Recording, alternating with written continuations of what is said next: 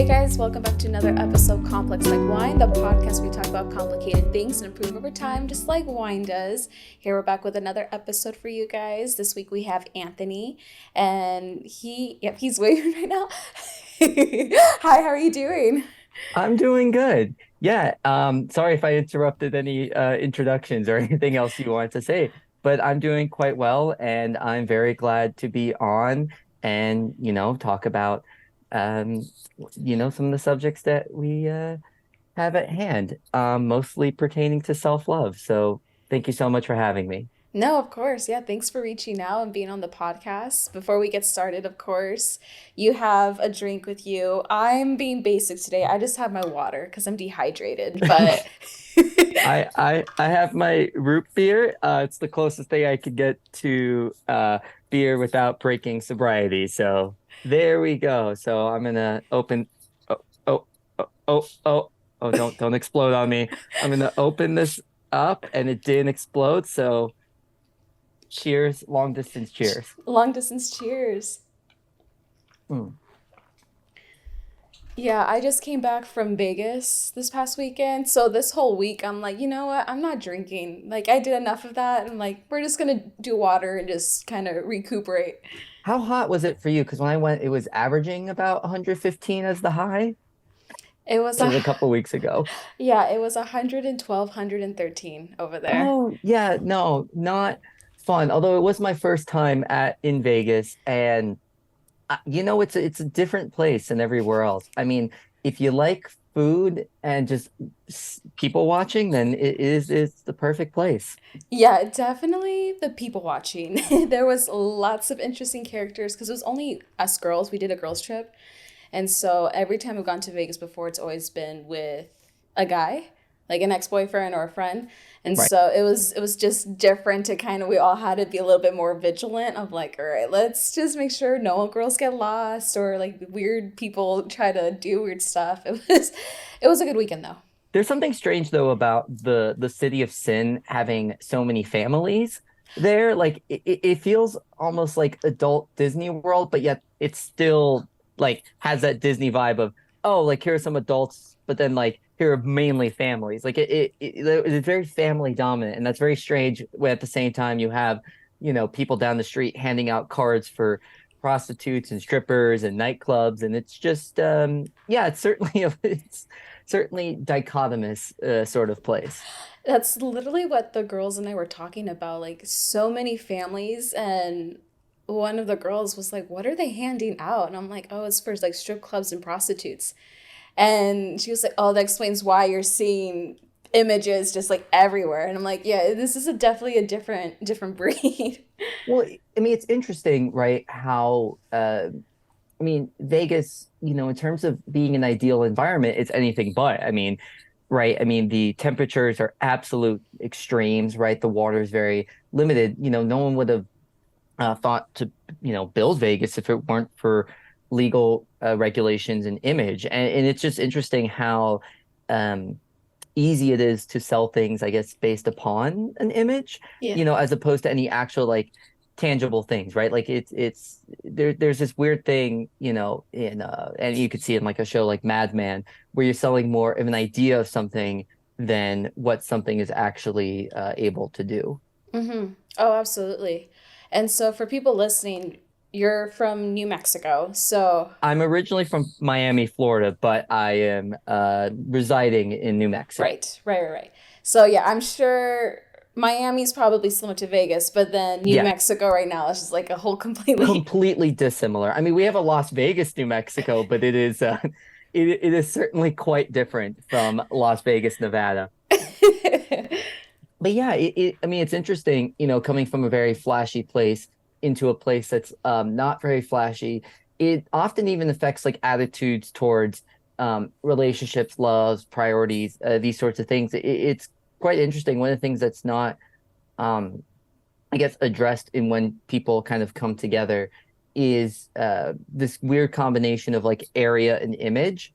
And how sometimes people, because they're from a certain area, either expect a certain image or do sort of the Freudian backlash and seek something out that's completely dissimilar from what they grew up with or were accustomed to. Mm-hmm. Oh yeah, absolutely. Yeah. Oh, What? sorry. Oh no, no. Were you gonna say anything?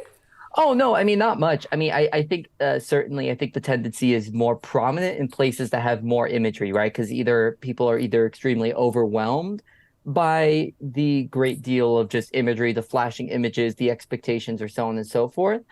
Um, and some people may be overwhelmed by that, or people may not know anything else and may be sort of hooked by that sort of advertising, where it seems people in areas with sort of less imaging, like Albuquerque, like, yeah, of course, there's still some push towards that because, we live in a global, age. And of course, these things can leak and translate over, but just the sheer amount of, uh, per capita signs of Botox here in Albuquerque compared to that in, Miami or Los Angeles is just not the same.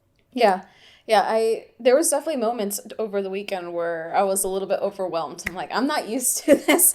So let me take a moment to kind of like reassess everything. But so share a little bit about you, why we're here. We're talking about self-love, but you have a different perspective than most people do. And so I'm actually really excited to hear more about it and just kind of get a different again perspective on the whole idea of self-love and all that. So I'm going to let you go ahead and take the floor.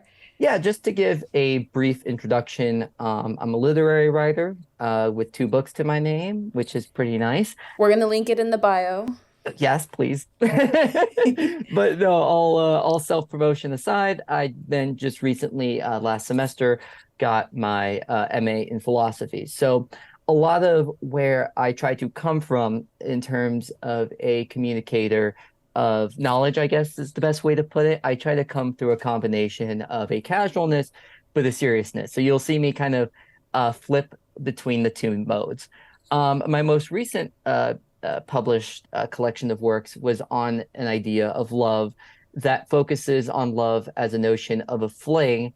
And in focusing on love in that sort of dichotomy, I think there's certain results that are yielded, such as self-love being a negative, which seems quite strange because we are in sort of the day and age where we're using self-love as a counteracting sort of healer to sort of the perceived toxicity of social media. So there seems, and I think the problem in large part also plays into that, that self-love is not a fix to these sorts of negatives that come with self-indulgent social media, but is actually a symptom and byproduct in large part of that, at least the way we go about it today, and also kind of makes that problem worse. So I think in each and every case, self-love is a negative, but I think in order to do that, I think it's important to go through a very specific definition of love. And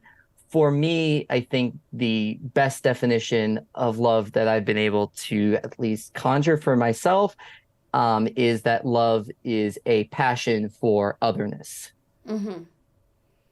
Yeah, so let's kind of go into basically what you're that how do I phrase it? The conclusion of where you're at to what self-love is and kind of just give us all of the context from what led you to now and what you now view as like the definition of like self-love. Yeah, I guess going with the to work to self-love, I think going more into detail of why I picked that definition of love as passion for otherness. There seems to be sort of three kind of main dichotomies of how people relate to each other, especially romantically. In sort of seduction, which is sort of equivalent to like one night stands. You have your sorts of realms of like permanence, like marriage and these sorts of institutions.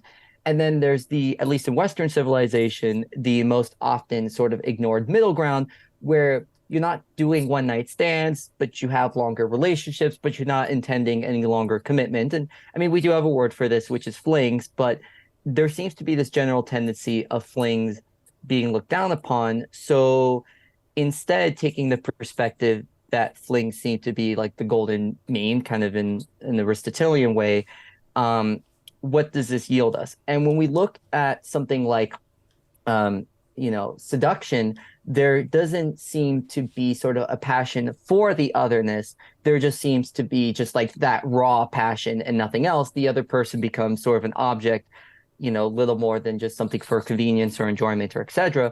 Where often in marriages, not always, I think there's some exceptions, but for the most part, passion is not really sustained and they become more contractual. And that doesn't mean they can't be good. But it's just to say that like the focus becomes on otherness. And so if love is the middle point between these two, it's going to carry passion and otherness and be able to fuse these sorts of elements together. Mm-hmm. Yeah. So, okay, how long have you now been doing the collection of works for your publication? Like, how long has it been now that you've been studying or like really researching, working on this topic? Yeah, I think in terms of time I've taken in between, I took about a year of work to make the work itself. And then obviously, I think more upon it afterwards. But, I think sort of, a year's time is not going to cover everything. But I think it's important when understanding love. Like I didn't try to just go to, any sort of singular specific source, but I tried to gather from feminist thinkers, male poets, cognitive psychologists, other philosophers. I tried to be eclectic. And I think when things that happens with love, it's very easy to see things from a very thin and particular lens. And for me, I was able to find other thinkers who had approached this sort of notion of love as sort of the fling or as the middle ground between sort of one night standness and foreverness. But it just didn't seem anyone was able to lock that in or hone that in or make um, that jump claim. And I think one of the reasons why is because culturally we're connotated with thinking love as forever, right? This sort of notion has been imbued, and that's because love is such a strong feeling and such a good feeling, and it should be something that should be sustained. So I think for me also, I'm not anti like marriage or long-term relationships.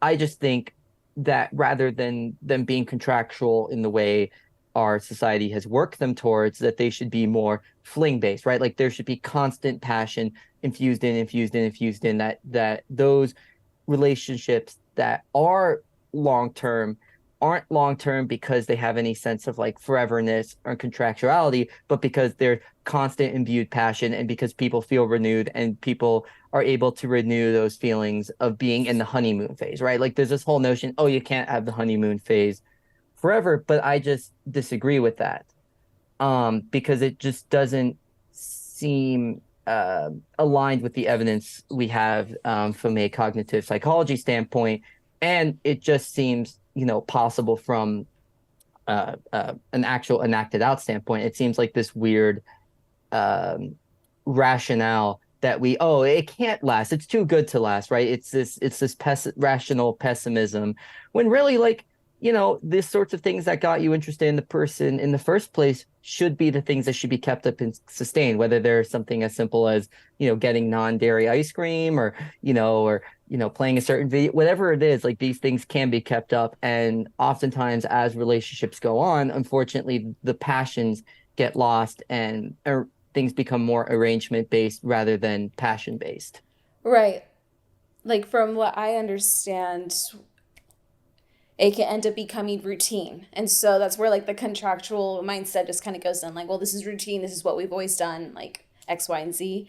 Versus if you're kind of going more for like the continuous passion, Mhm. it's like you're continuously dating your partner. You're finding ways to continue being curious about them, learning about them, pursuing them. And I think that's where I've noticed with my past relationships or either like friends and family, where the relationship begins to dwindle or suffers because that intentionality has now been shifted and been lost because they've been stuck in a routine. Yeah. And I think that's kind of exactly what I'm going for. But I think one of the most important things is that in this sort of arrangement, it's about something other, right? It's very strange, we would say, to have passion for oneself, right? Like that sounds almost narcissistic. That sounds almost in a weird way counter intuitive because it seems like how do I want to put this? Having passion for oneself almost seems like you're coming off like one of those like cheesy characters in a kid's animated movie where it's just like the guy who's obviously not going to rescue the princess just looks in the mirror too much and is just like like he like has posters of himself, he thinks only about himself, right? Like if we were to have passion for ourselves in the same way we have passion for somebody else, right? One, this would demonstrate also a lack of self-knowledge because not that one cannot discover new things about themselves, but to be constantly passionate would be quite difficult to move forward because at a certain point we have to have confidence um, with knowledge of ourselves. And I think secondarily, I think there also becomes a problem when you do have passion for oneself because um, to go back to sort of that example of like a anime character who's like absurdly passionate about himself with the posters and the looking in the mirror, there's something interesting that happens that character has turned themselves into an object to be desired, right? They come to look at themselves not as themselves, but they come to look at themselves as an exterior sort of thing, if that makes any sense. Mm-hmm. Yeah. So, oh, sorry. Oh, no, no. If you want to continue. If not, I can No, no, ask a no, no, question. no. Please, care. Yes. Yeah, yeah. So now with kind of like all this in context and for people listening, when we had first met, kind of talking about, like kind of straying away from the typical notion of self love. So, how would you say would be either like a healthier way to go about it or maybe a more like productive way to go about it? If you're saying like so that when you end up having that desire for yourself, it can be maybe counterintuitive and kind of not as healthy. So, kind of what's from what you're researching, you're finding, your understanding, like how does that one, what's a practical way we could be doing that? And then how does that look? So I think the main issue with self-love is that it others the self. So it's not actually a passion for oneself. It becomes a passion for an ideal version of yourself. So when you go about self-love, you create like this ideal version of yourself to love. I mean, a good example of this is when someone's looking through their Instagram or through a photo album and they're like, "Oh, I look good in that photo," right? They don't say, "Oh, I look good." They just say, "I look good in that photo," as if it's separate or not a part of themselves or detached from themselves. And this seems to be a common problem where then we work towards being that ideal image, which we're not, and we actually remove some aspects of ourselves. So often self love, you don't pick out all the details of yourself, or you may not even pick out genuine details of yourself, and you create this ideal form of yourself to love instead of your actual self. So I think the honest solution needs to come with honest knowledge about oneself, and that's through self-care and self-compassion, right?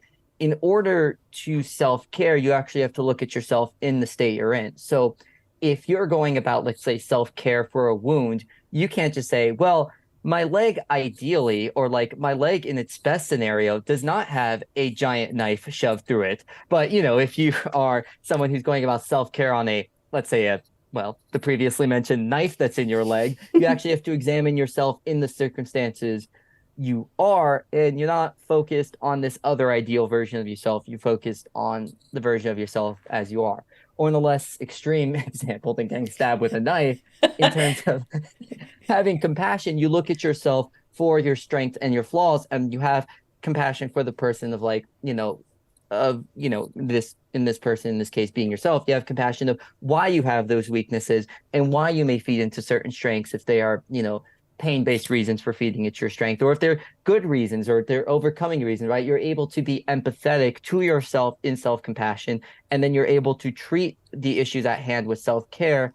As with self-love, you direct your energy and your time and your understanding towards this idealized version, towards this best Instagram photo version of yourself rather than the actual self, which you should go about improving. Mm-hmm. So I don't remember if I had shared this with you when we had first talked, but I have mentioned this so many times on the podcast, and I'll keep mentioning it because it's an amazing book. But Self Compassion by Dr. Kristen Neff.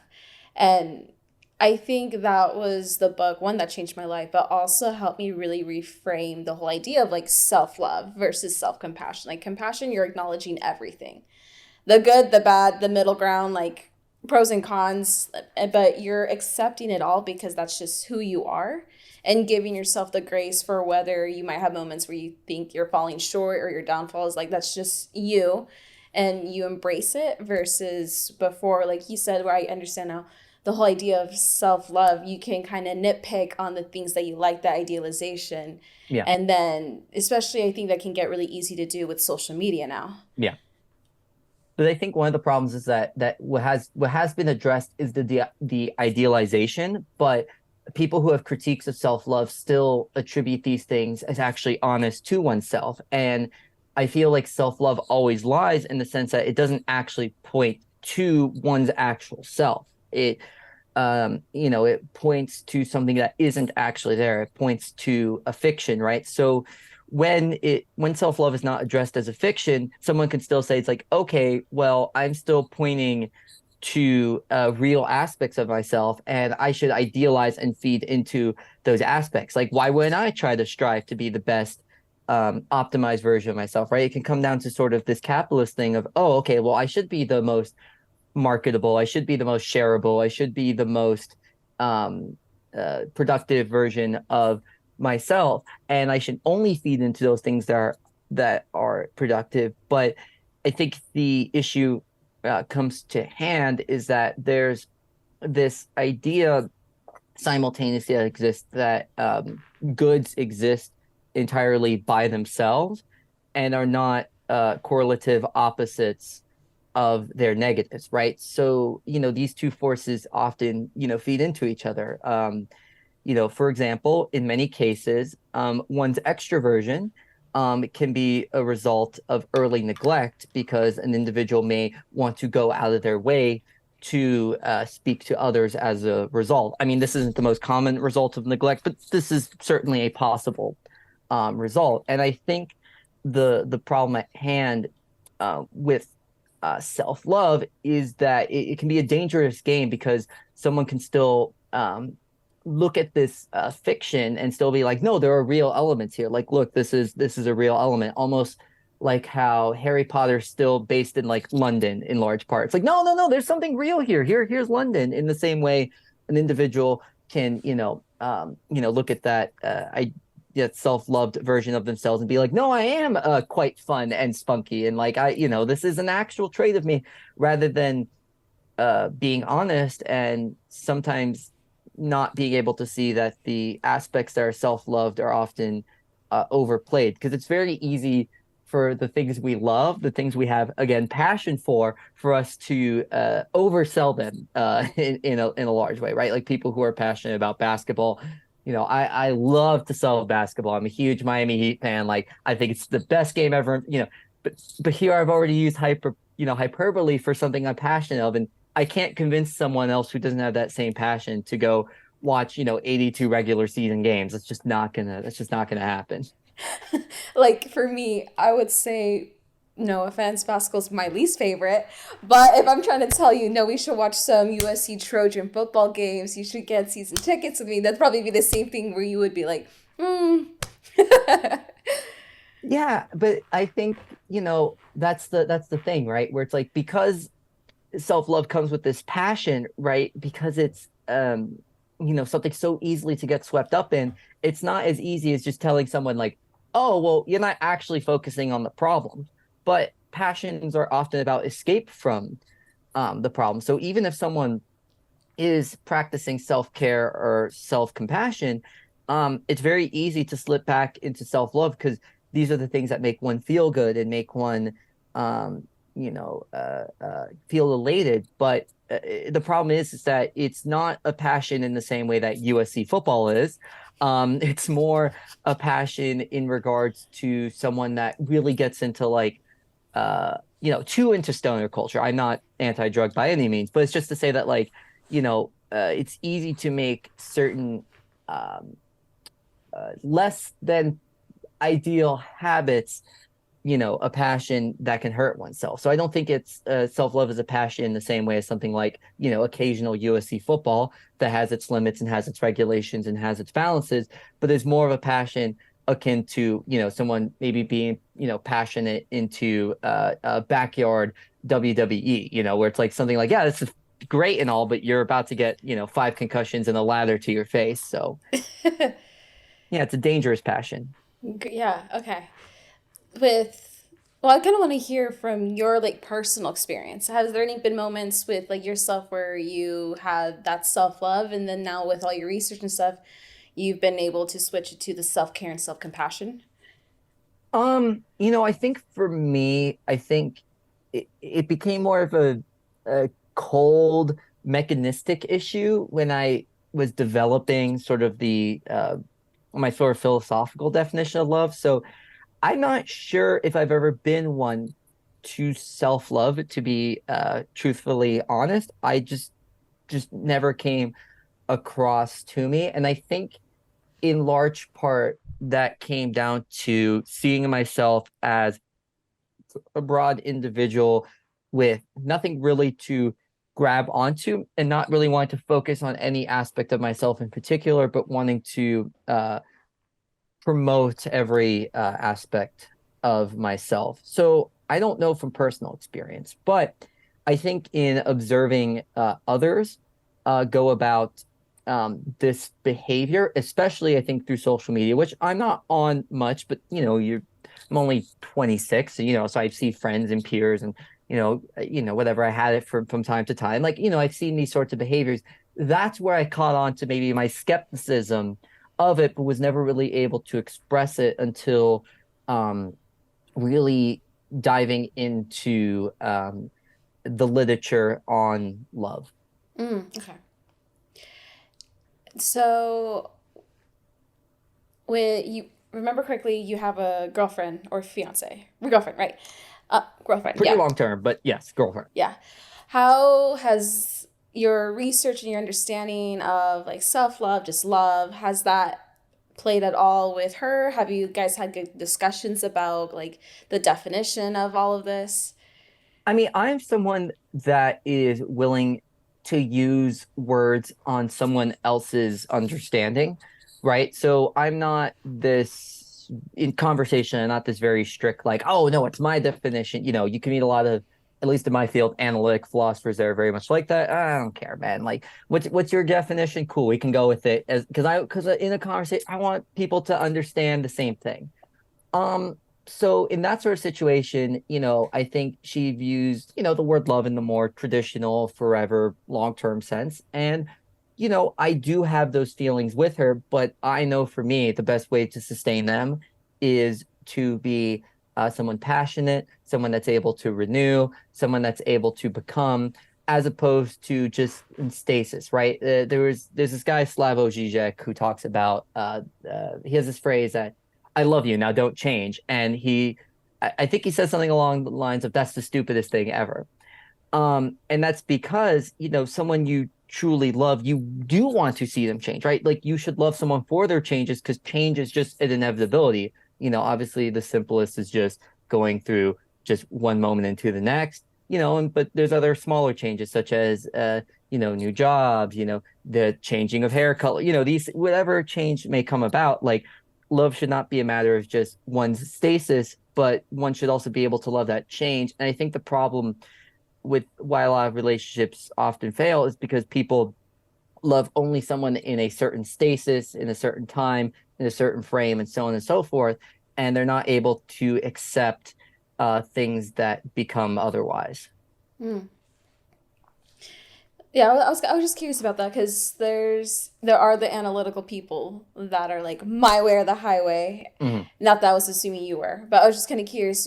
Right, right. Like versus like you said, where you like this is how I think, but let me hear how you think, and let's just kind of have a conversation from that. So I was just kind of curious to see how you would go about with somebody might that is more like strictly traditional my way or the highway. You know? Yeah. Yeah. I mean, language is powerful and does affect the conversation, but as long as one has an understanding of where they stand, that's more important. And it's always important to find alternative language to express things. if need be, right? The most important thing is to have the understanding, then to find the words for that understanding. And that might be my poetic, bias, because I mean, that's something poets are very much known for. It's like having the understanding and then later trying to find the words to express it, as opposed to other disciplines are more along the lines of, oh, we want to have the words for it so we can express that sort of understanding. Mm-hmm. What have been some things that through with self care, self compassion that maybe you learned were surprising to you, or you didn't expect to kind of come to this conclusion, or just things unexpected, if You any? know, yeah, I get you. I think in regards to surprises surrounding self-compassion are how little it's practiced and how little self-care is practiced, right? Like there's this one of the unfortunate, most common reasons that people get into relationships is they often try to look for someone who can take care of them. And I just don't think one should be in a relationship if they cannot care for themselves, because it's a whole oxygen mask sort of dilemma. How is one supposed to, care for themselves if they can't care for the other, right? In the airplane, you put your mask on first before the other person, right?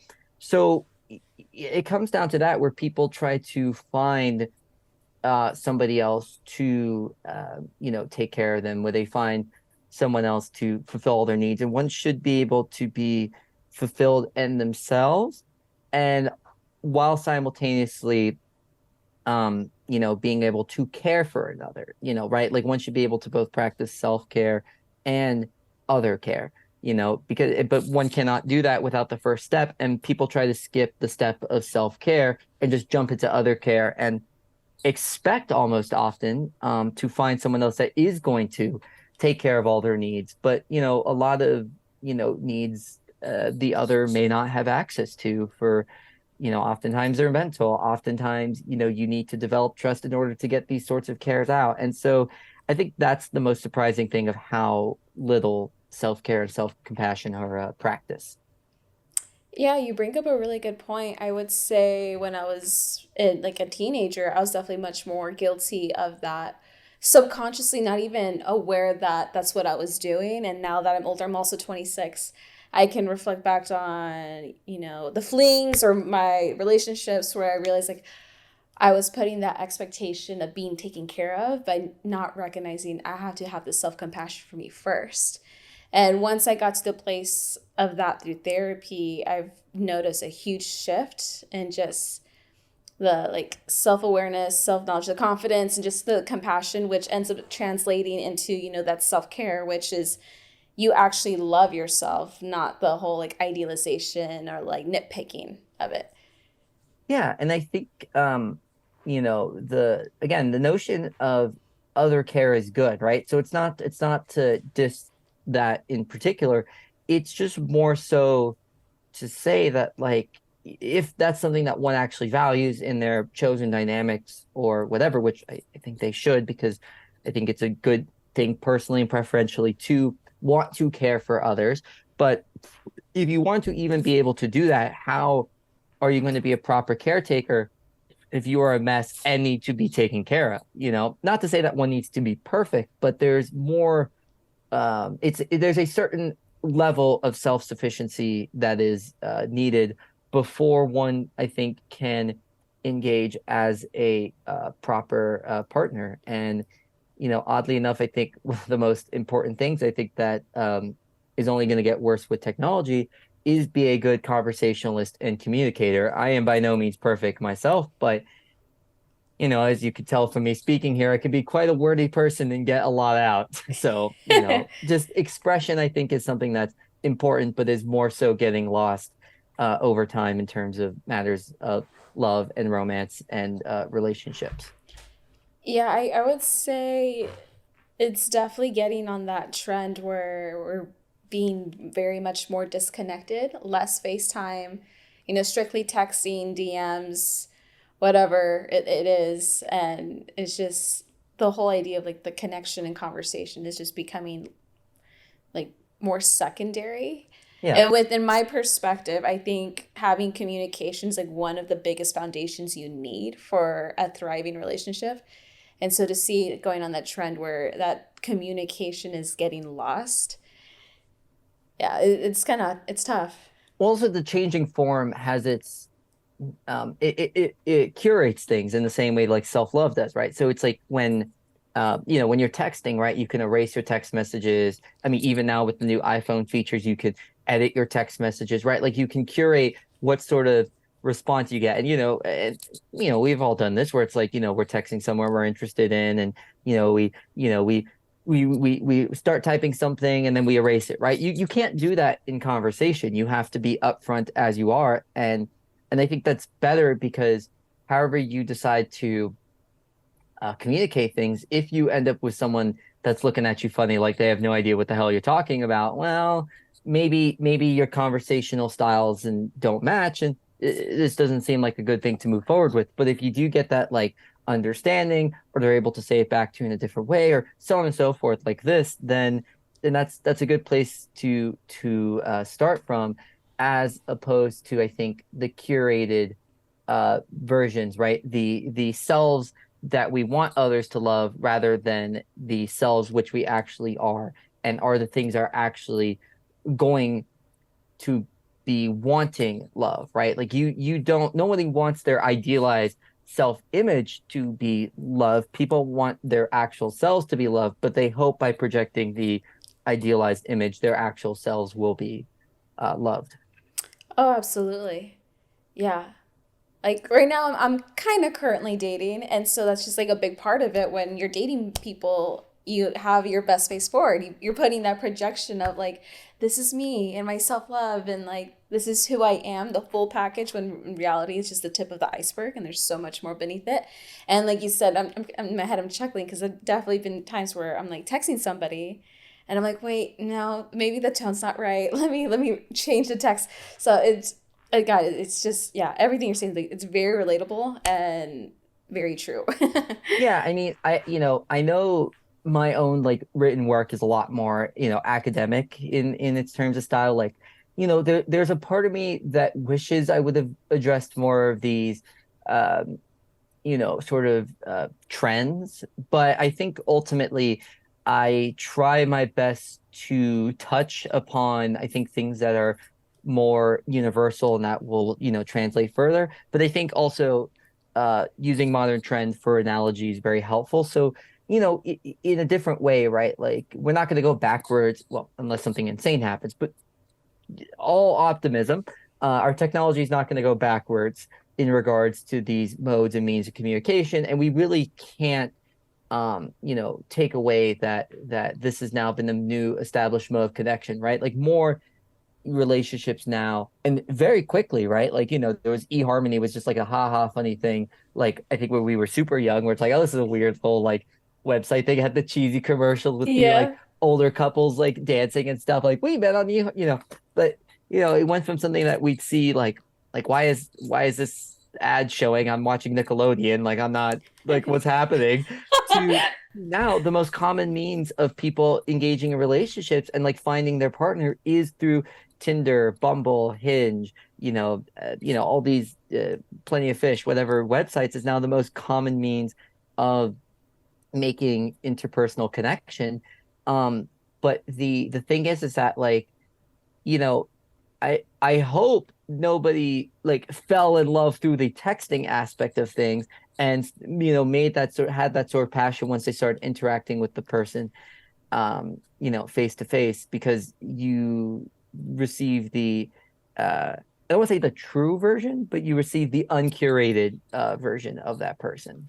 Oh, absolutely. You're getting attached to the idealization, like the idea of them based on what you're seeing Mhm. versus them as a whole.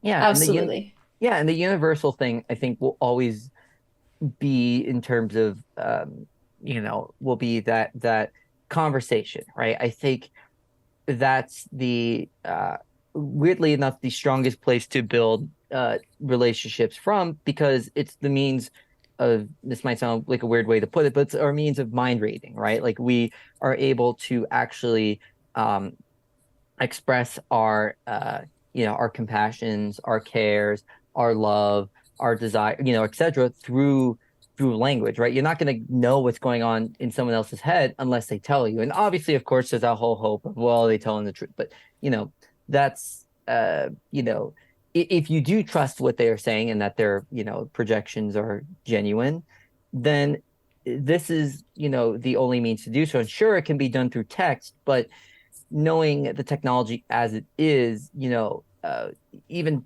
since, letters were being written, before, any sort of electricity existed and whatever people, like, oh, it's been 6 months and my true love finally got her letter in by, mail. Like even then, like those letters were still, curated. And so the experiences is of like sort of curated romance and relationships have only gotten faster. And but the thing that's not going to change is the manner in which passion is expressed and understood between two individuals. Mm-hmm. Yeah. Yeah, this is all good stuff. Thank you. Yeah, like it's nice because, the whole idea of self-love is very, to be honest, trendy right now. It is trendy.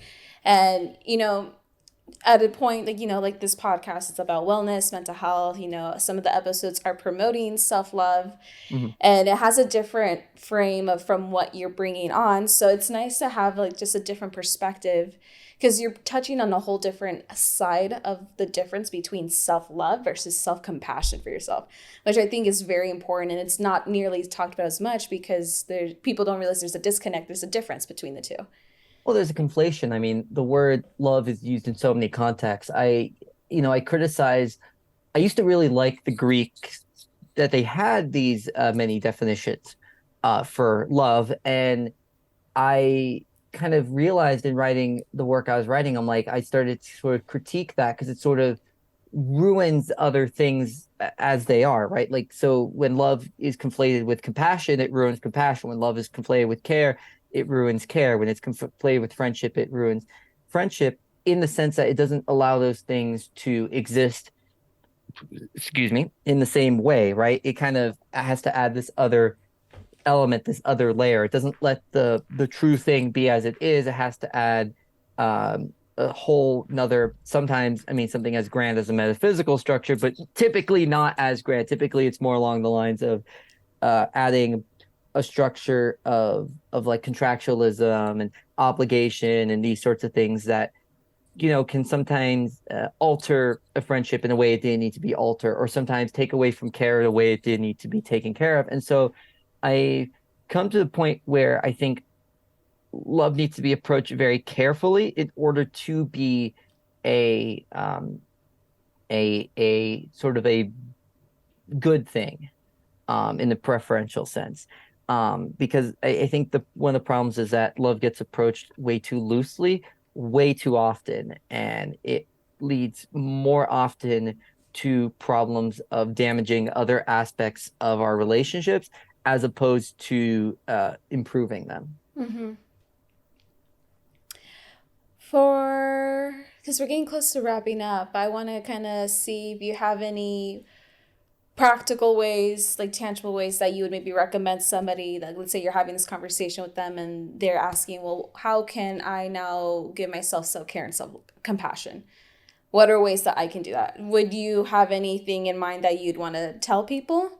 I mean, one of the simplest things that one can do, and I think non-biasedly, right, is to just examine one's qualities and one's sort of behaviors. I think, paying attention to the full picture of oneself, because, in order for a nurse to, make a, treat something, they have to know, the nature of, let's say, the wound or whatever sickness is going on, right? So I think, getting down to the symptoms and then not looking at those symptoms as necessarily inherently good or bad, but just something that needs to be approached, right? Like it would be very strange. I mean, yes, obviously nurses, I hope for the most part, are against sickness and illness, but it would be very strange for your nurse to go off and rant about the evils of sickness. Like, no, they have to be practical and approach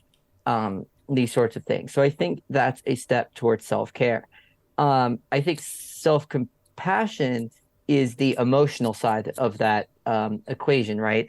It's the aspect of oneself that wants to care for oneself, that wants to be tender, right? Like some of the best um, caretakers out there are people who have a passion, who have a love, who have a care for these sorts of things. So the compassion is the motivation towards the self care, and it's the emotional, but it's not getting caught up in basically a passion towards an image of oneself, but being able to be like, this is me in all of my everything, right? And and these are okay, like, I'm compassionate for a person who has these good qualities and these bad qualities.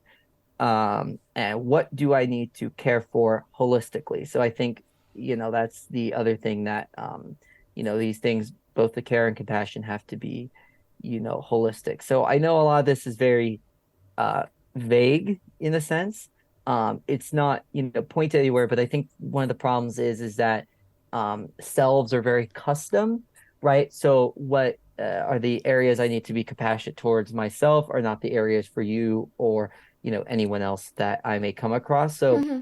that's, I think, one of the biggest problems with being like, oh, well, do you have any practical solutions where it's like, well, no and yes, but mainly no, because it is so individually specific that you have to be able to hone that with yourselves and those in your close community. Oh, I totally agree with you. And I think you answered the question exactly as I had hoped, where it's kind of more you're being honest. It's like it's catered towards you and like analyzing yourself. And I like that you mentioned at the end like the whole holistic approach of just kind of like just the overall. So you in a very like vague but accurate way, you answer the question as I had hoped. So thank you. Yeah, I mean, it has to include like things like environment. I mean, even this might sound strange, even, but like even diet can be included in like one's, self-care, right? Like, physical activity, right? So, because it's very easy for people to get caught up in psychology as a pure matter of like, oh, I have to think about things differently or I have to understand differently. But, one of the most important aspects of one's psychology is their diet and their physical activity. So that's also part of the holistic approach. It's not a holistic mental approach. That's not the holistic. The holistic includes, you know, uh, who you surround yourself with, your cares, could go on. Hmm. Yeah, I just posted on my social media that like I this past week I've just been a little stressed and overwhelmed doing some burnout. And like some of the things I've done is just, taking time for me. If it means to rest, rest. Like for me, going to the gym every week, that's a big part of my self-care and compassion because that's what I need. Eating healthy, I can tell a difference versus when I'm eating junk food. Or just having a time to meditate, yoga, journal. Like it's a whole package. And so yeah, the whole mind body connection, they're not two separate entities. It's all connected. So Yeah. Yeah, and I think that's the thing, right? That once it's very easy to limit oneself to just one's physical makeup, but oneself is, a product of their environment, their peers, and yeah, and as you said, I think, this is something where Descartes was wrong about. There's not a separate mind body. Yeah, you can point to something we can vaguely call a mind, and you can point to something that we can vaguely call a body, but ultimately there's no inherent or true division between the two. It is they are there's no dualism, there's a monism between the two. mhm.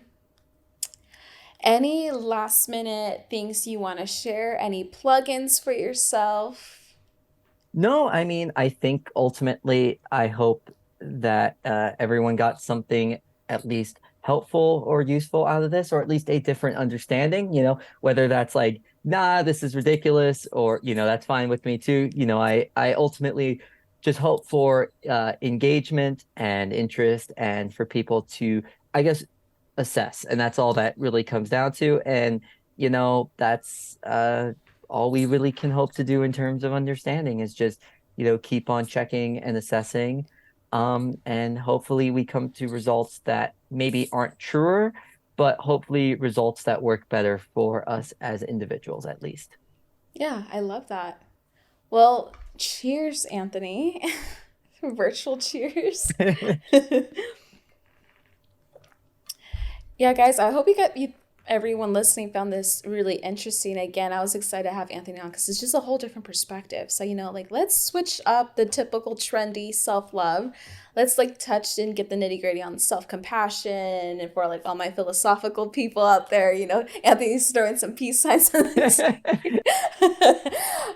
Yeah, I hope everybody had a good time, enjoyed. I'm going to link Anthony's publications and his works in the links. That way, if you want to purchase it, check it out. It's there for you to learn more. And if you haven't already, share, like, subscribe, rate the podcast, and do Do it. it. And I hope you have a beautiful week, guys. Love ya, and take care.